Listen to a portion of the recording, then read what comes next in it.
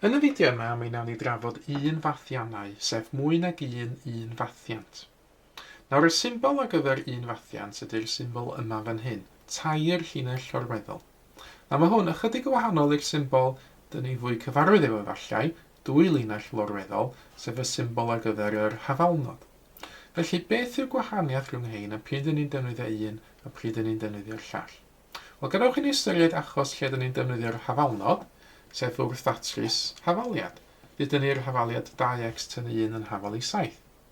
Wel, i ddatrys hwn, dyn ni'n adio 1 i bob ochr, efo 2x yn hafal i 8. A wedyn rhannu bob ochr efo 2, dyn ni'n darganfod fod x yn hafal i 4.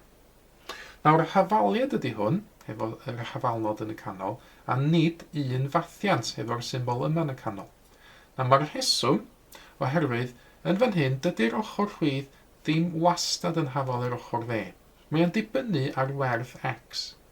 Nawr, hynny ydy, i'r ochr chwith fan hyn fod yn hafal yr ochr dde, mae'r rhaid i x fod yn 4. Ochr chwith efo x yn 4, 2 lluos i 4 yn 8, 8 sy'n 1 yn 7, sydd yn hafal yr ochr dde, 7 hefyd. Ond os di x yn unrhyw beth arall, dydyn ni 5, yna dydy'r ochr chwith ddim yn hafal yr ochr dde. Efo x yn 5, so gyda ni 2 lluos i 5 sydd yn 10, 10 sy'n 1 yn 9, a mae 9 o wahanol i 7. Felly, hafaliad ydy hwn, efo hafalnod yn y canol, a nid un fathiant. Nawr, dyn ni'n defnyddio y symbol un fathiant, lle mae'r ochr chwith wastad yn hafal i'r ochr dde, diolch ots beth i gwerth unrhyw lythyren, unrhyw newidyn. Felly, dyma ni enghraifft o un fathiant, x adio x yn un fath a 2x. Oherwydd, ydyn gwneud synwyr, diolch ots beth ydy gwerth x fan hyn. Os dwi'n adio x ag x arall, dwi wastad yn mynd i gael double x, 2x. Ac felly dwi'n iawn, dwi'n hapus o fi'n defnyddio'r symbol un fathiant yn y canol o fan hyn. O'r ochr chwith o hyd rhyw fath ar ochr dde. Na weithiau, byddai angen profi fod rhywbeth yn un fathiant. Ddydyn ni, fod fi angen profi fod 3 adio x i gyd i sgwario yn un fath a 9 adio 6x adio x di sgwario. Wel, i wirio fan hyn fod hwn yn un fathiant, y dull ydy cychwyn efo'r ochr chwith. A yn yr achos yma, yr ochr chwith yn hafal i 3 adio x i gyd i sgwario. Ac os fedrai, trwy technegau algebra, newid hwn fan hyn wan i fod yn hafal i beth sydd gen i'r ochr dde, yna dwi wedi profi fod hwn yn fan hyn yn un fathiant. Felly gadewch i ni drio wneud hynna. Wel, ystyr sgwario yn gyntaf wedi llosi efo fo'i hun, felly mae 3 adio x i gyd i sgwario rhyw fath a 3 adio x llosi 3 adio x.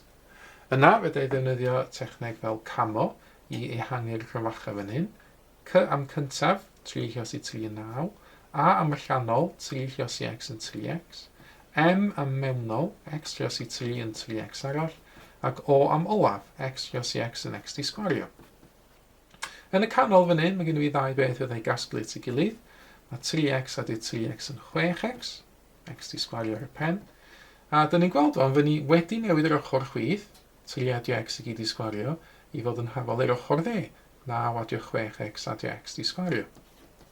A gaf fi wedi gwneud hynny, dwi wedi profi fod hwn yn un fathiant, a fyddai sgwennu fi wedi gwneud hynna drwy ddefnyddio QED, sydd yn golygu quote erat demonstratum, neu dwi wedi dangos beth oedd angen i ddangos. Nawr, cyfle ydych chi nawr geisio profi ychydig o un fathiannau, dyma nhw ar y sgrin yn nawr. Mwyn profi fod nhw yn un fathiannau, cychwynnwch efo'r ochr chwith, ceisiwch ddefnyddio technegau algebra i newid yr ochr chwith fod yn hafal yr ochr dde. Os ydych chi'n llwyddo i wneud hynny, yna ydych chi wedi profi'r un fathiant. A gan dyna sydd angen i wneud, dos am atebion cywir i ddangos yn hyn, eto ydych chi angen cychwyn efo'r ochr chwith a'i newid ei fod yn hafal i'r ochr dde. Mae mwy o fideos adolygu ar gael ar ein sianel YouTube Adolygu Mathemateg.